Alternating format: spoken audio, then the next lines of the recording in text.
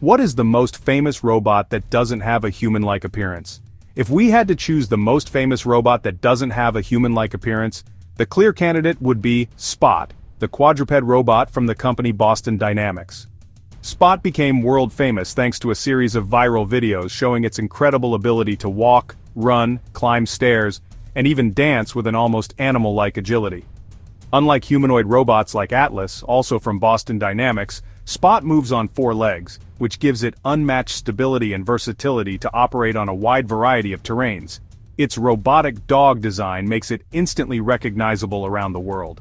But Spot isn't the only famous robot with a non-human form.